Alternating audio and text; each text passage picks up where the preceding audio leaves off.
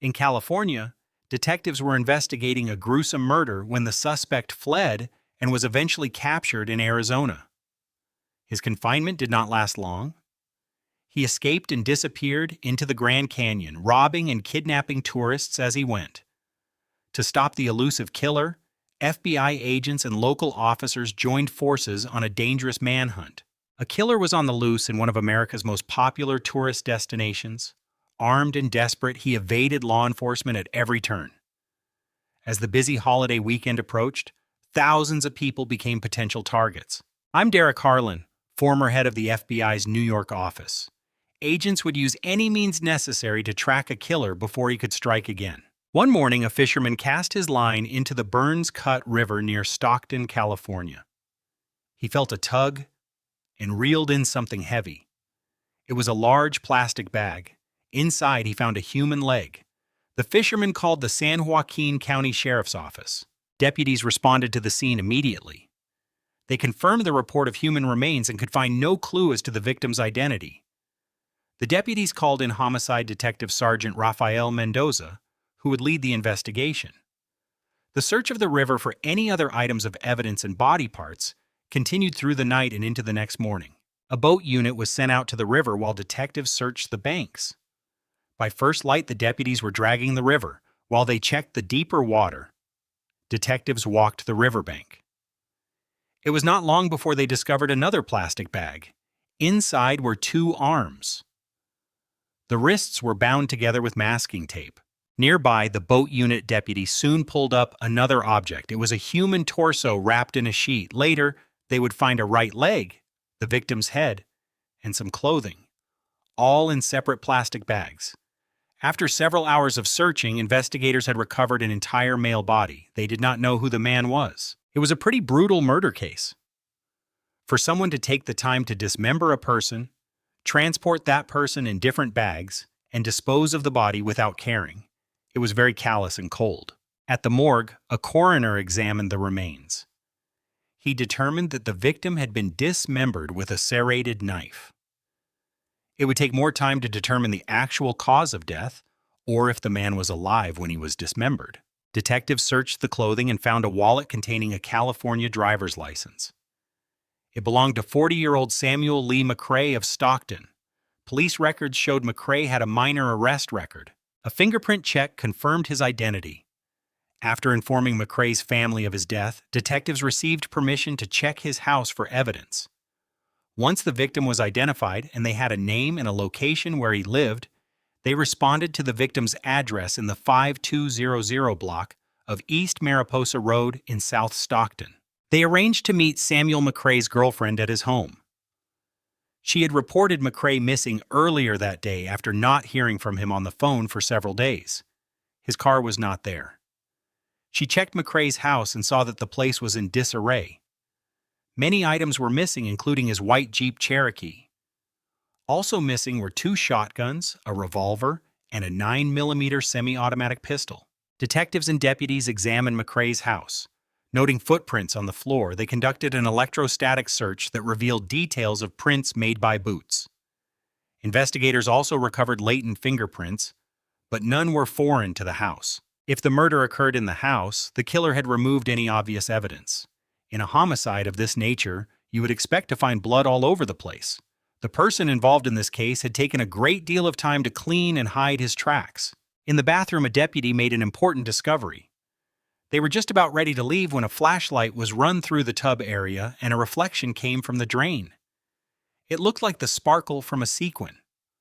The investigators knew it was collagen, a substance in bones that has a particularly reflective quality. Looking deeper into the drain, they found blood, tissue, bone, and a large amount of hair. Based on that evidence, there was a strong probability that the victim had been dismembered in the bathtub of the residence. Laboratory tests later matched the blood and hair to Samuel McCrae. Eventually, the coroner determined that McCrae had been dead before he was dismembered. The cause of death was a gunshot wound to the forehead. Powder burns indicated he had been shot at point-blank range. The coroner removed the bullet fragments and sent them to the state ballistics lab. Examiners there studied the size, weight, and composition of the fragments and determined that the murder weapon was a .22 caliber rifle. California Department of Justice examiners believed the weapon used was probably a Western Field brand rifle. Detectives found documents listing the serial numbers of McCrae's Jeep and his guns. They entered the numbers into the National Crime Information Center, a nationwide database used by law enforcement agencies to track criminals, missing persons, and stolen property. If the items turned up anywhere, detectives would be notified. Within days, a Stockton police officer discovered the victim's Jeep abandoned several miles from McCrae's house. An examination yielded no additional clues. Investigators still had no leads on the killer. They canvassed McCrae's neighborhood, hoping to find a witness. No one reported seeing or hearing anything unusual, but one neighbor recalled that McCrae had been robbed 2 years earlier. Police records confirmed the story. A name search uncovered a report listing the suspect as Stephen Harding. In that case, Stephen had apparently robbed the victim at gunpoint. It was the first solid lead. Stephen was not at his last known address, so detectives tracked down his older brother, a campus police officer at a nearby college. The brother told detectives that Stephen was one of 5 brothers and was especially close to Derek Ray Harding. Stephen and Derek spent a great deal of time together. They often hunted and fished along the Burns Cut River, the same river where McCrae's body had been dumped. He told the detectives about one particular hunting trip Stephen and Derek had taken. They had shot a deer, brought it home, and butchered it in the bathtub of the residence. That detail was significant because the victim had been dismembered in the same way. After butchering the deer, Derek had placed the animal's limbs in black plastic garbage bags. Detectives recognized the eerie resemblance to the homicide of Samuel McCrae. They asked the brother to identify some clothing found in a bag containing body parts recovered from the Burns Cut River. He said the black shorts and t-shirt looked like those his brother Derek often wore. Police noted that no one in the Harding family had seen Stephen or Derek since the day Samuel McCrae was probably killed. The investigation had progressed to the point where there was enough probable cause to present the case to a judge. A search warrant was issued for Stephen and Derek, along with an arrest warrant. Officers returned to the brothers' trailer located behind their parents' house. No one was inside, so detectives searched the surrounding area. Behind the trailer, they found important evidence: a cut stock and a sawed-off barrel from a rifle. Laboratory examiners had reported that the weapon used to kill McCrae was probably a Western Field brand .22 caliber rifle. The barrel found in the field next to the suspect's house matched that description. The next day, deputies returned to the trailer. Stephen Harding was there. He was arrested and charged with murder. The second suspect, Stephen's brother Derek Ray Harding, was nowhere to be found. At the San Joaquin County Jail, detectives held one suspect in the murder and dismemberment of Samuel McCrae. Stephen Harding had been arrested after a month-long investigation, but detectives needed more evidence to hold him. His brother Derek Ray Harding was also wanted, but had fled the area. Stephen swore he had nothing to do with the murder and said he did not know where Derek was. Since Stephen would not help locate Derek, the investigators turned to the Harding's father for answers. Mr. Harding offered valuable information regarding the possible murder weapon to Sergeant Rafael Mendoza. After speaking with Derek's father, Mendoza learned that Derek had been seen with a sawed-off .22 rifle. Their father said Derek and Stephen had been behind the trailer when Derek shot a dog with the .22.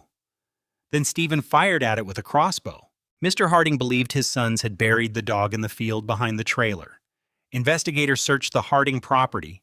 They noticed one area that seemed to be covered with freshly dug earth and began to excavate.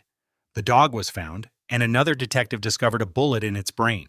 The bullet was processed at the state ballistics lab.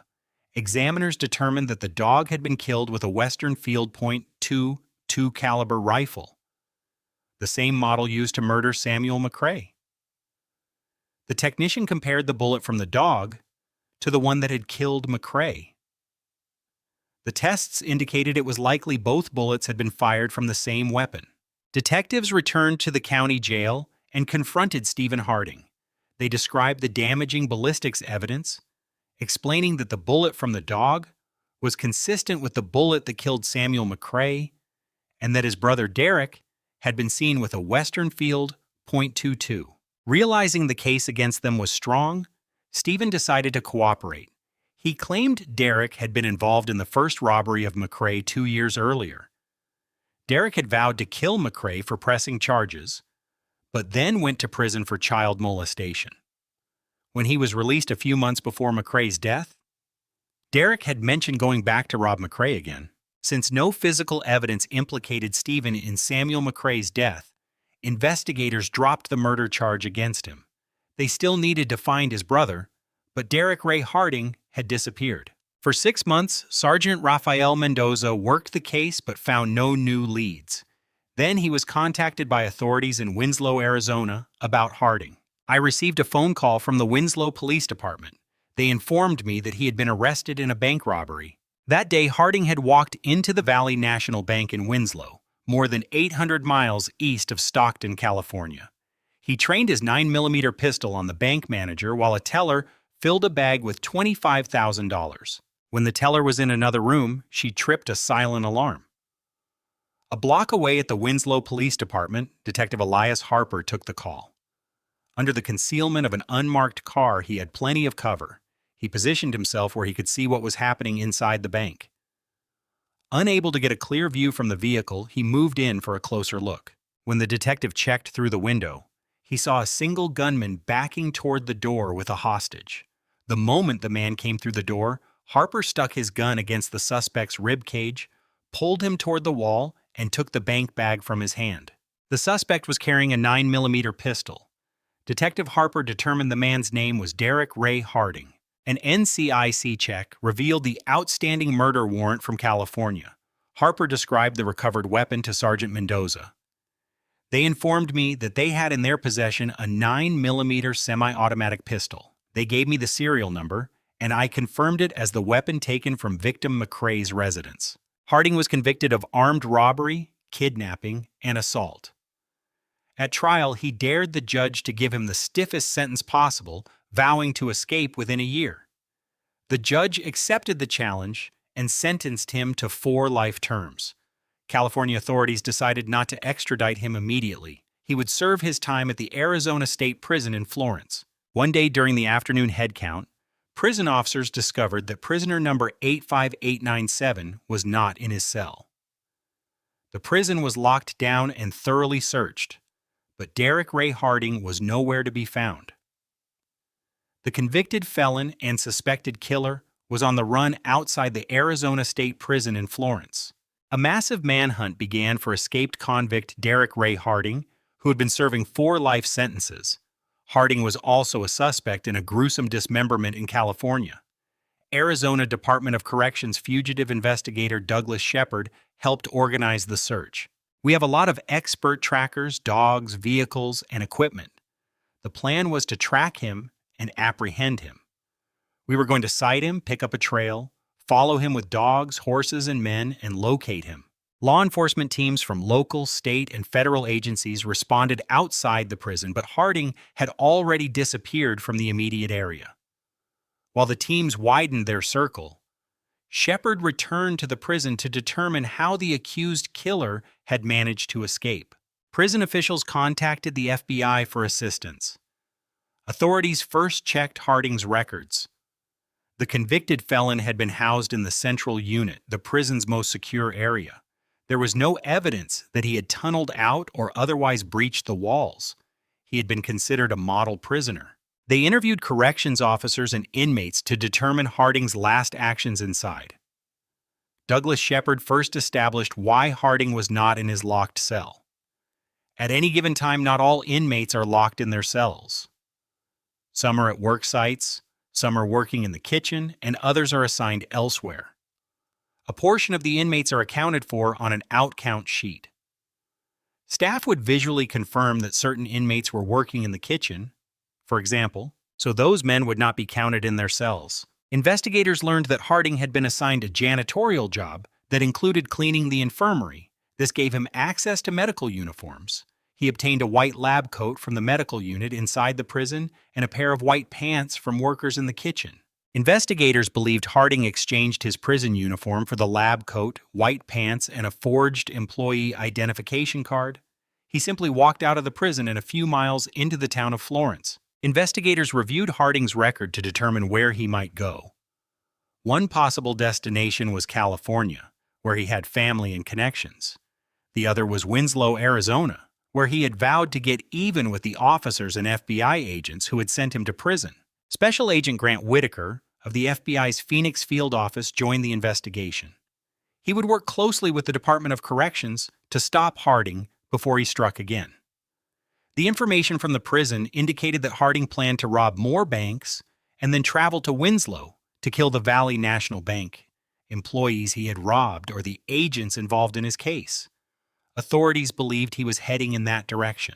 The agent examined the items left in Harding's cell.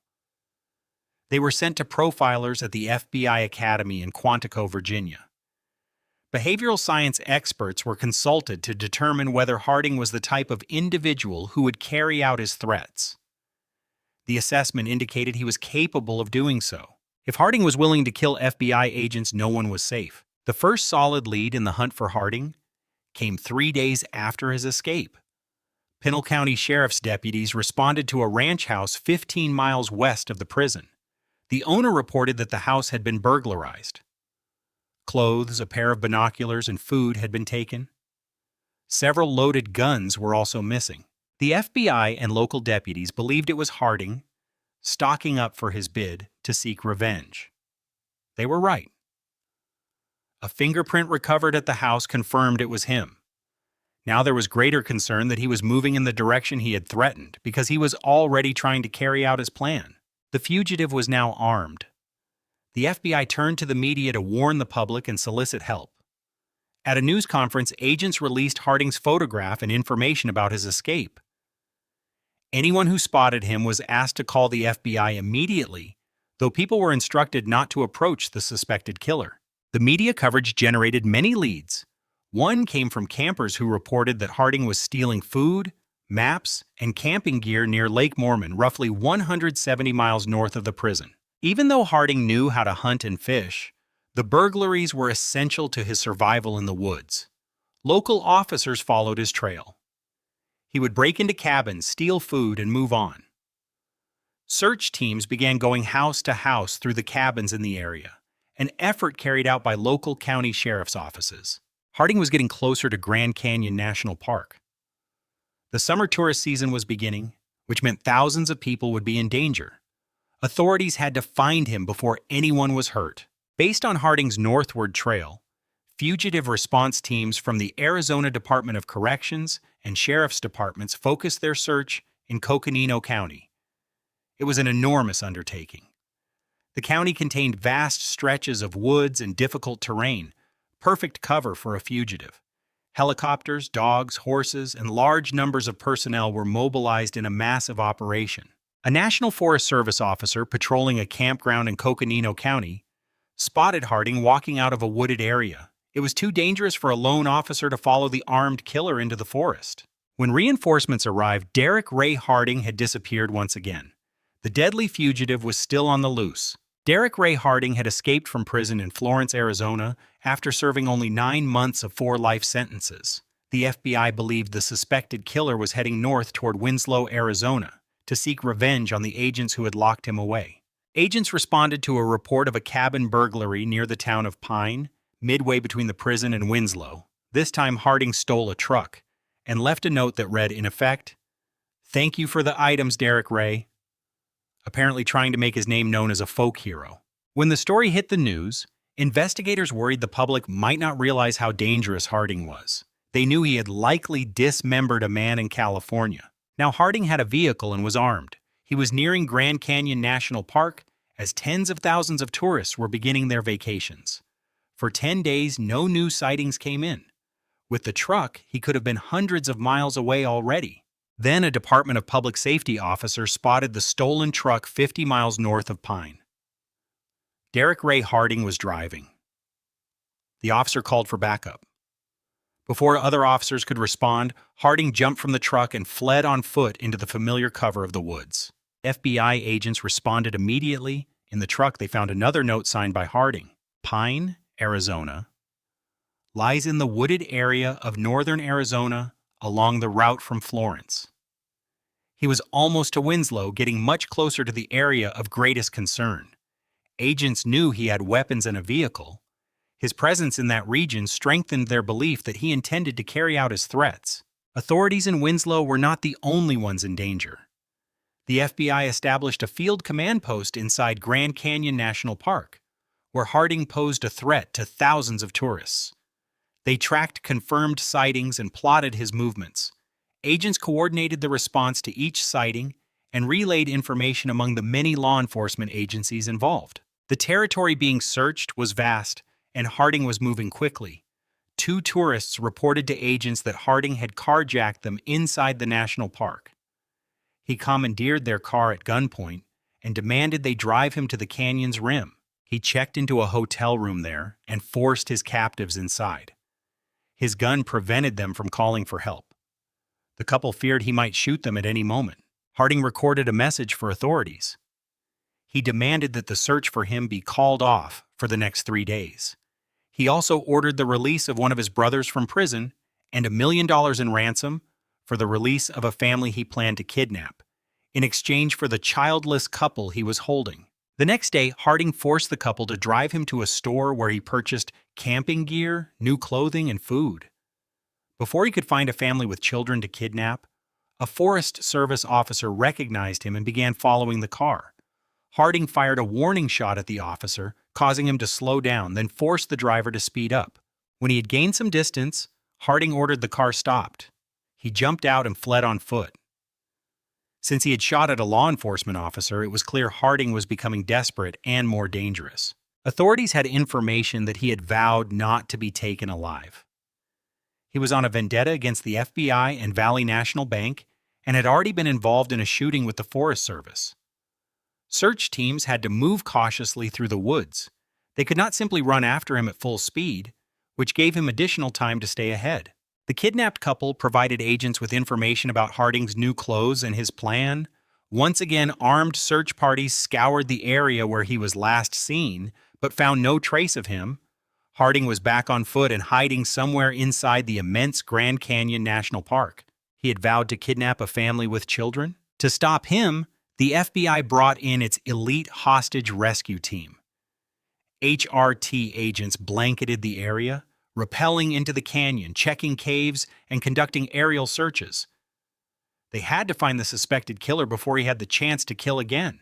Search teams from the FBI, the Arizona Department of Corrections, and local sheriff's departments trailed fugitive Derek Ray Harding through Grand Canyon National Park. They mobilized dozens of officers, tracking dogs and helicopters in the effort to find him before he kidnapped more hostages. The accused killer could have been anywhere inside the park's 1.2 million acres. Because of the danger Harding presented to tourists, the FBI decided to close Grand Canyon National Park for the busy 4th of July weekend. It was a major undertaking. The holiday weekend is normally the park's busiest time of year. It was also the first time in the park's history that it had been closed because of a criminal threat. Harding was dangerous enough to warrant the extreme measure. He was moving around inside the canyon, and with so many people present, it was impossible to control the situation. Roadblocks were set up to move visitors out safely while search teams looked for him. New visitors were turned away, and those already in the park were asked to leave. Police established roadblocks at entry and exit points around the Grand Canyon. They searched vehicles and informed motorists about Harding, but they did not stop him in time.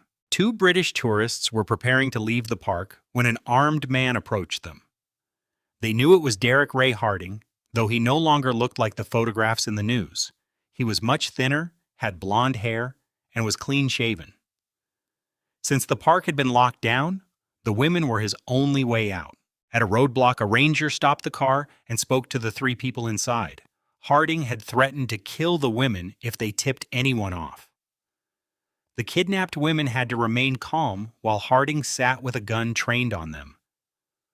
The officer did not recognize the blonde-haired man and let them through. Once they were out of the park, Harding forced them to drive 60 miles south to Williams, Arizona. When they were far from the police at the Grand Canyon, he ordered them to stop the car. Brandishing his gun, he marched the terrified women into the cover of the woods. The women believed he was taking them there to execute them. To their relief, he left them there and fled in their car. The women managed to free themselves and ran to a store. A clerk called authorities. The women were badly shaken but unharmed. They provided police with updated information about Harding, including his changed appearance and the getaway vehicle. A description of the stolen car was broadcast. A Department of Public Safety officer spotted the vehicle traveling from the Grand Canyon toward Phoenix. Highway Patrolman Marcus Riley was on duty for the Arizona Department of Public Safety. When Harding drove past, Riley began following the armed fugitive. It was not long before the situation became more than a car chase. I heard a great big bang and thought something was wrong with the car. I checked the gauges. Everything looked fine. Then I realized I had been shot at. I notified my dispatcher that I had been shot at, that I was all right, and that I was going to follow him. The gunfire forced the patrolman to keep his distance. He knew he could not afford to lose Harding. The fugitive tried to escape by turning off near the town of Sedona. He took the ramp, slammed on the brakes, skidded, and hit a sign in a slight accident. Riley shouted for him to stop. The shot had missed. The officer had orders not to follow Harding into the woods. When backup arrived, agents and officers began a grid search of the area. Again, Harding could not be found. After nightfall, a lead came into the command post. A resident reported seeing Harding drinking from a garden hose in a neighborhood near Sedona. A Border Patrol agent responded. As far as anyone knew, Harding was still armed. This time there was no shootout. After being relentlessly pursued for 54 days across hundreds of miles, an exhausted Derek Ray Harding simply gave up.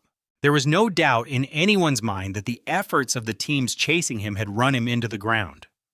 He was lying there, dog-tired, with his tongue hanging out. For a man who still had his weapon on him and had vowed not to be taken alive, all he wanted was a glass of water. Derek Ray Harding received 6 additional years for his actions during the violent flight. Authorities in California decided to extradite him and charge him with the murder of Samuel McCray. His trial began several years later. Prosecuting attorneys proved that Derek Harding broke into Samuel McCray's house to rob him. Harding was angry that McCray had pressed charges after an earlier robbery. He bound McCray, rendering him helpless. Harding used his sawed-off .22 caliber Western field rifle, the same weapon witnesses had seen him use to kill a dog earlier. At point-blank range, Harding fired one shot into Samuel McCray. Minute blood spatter and human tissue found in the drain indicated that Harding had likely dismembered the victim in the bathtub. He then dumped the body parts into the Burns Cut River. About 4 years after Samuel McCray's death, a California jury found Derek Ray Harding guilty of murder. He was sentenced to death. Derek Ray Harding was sent to San Quentin Prison, where he remains locked down in maximum security on death row.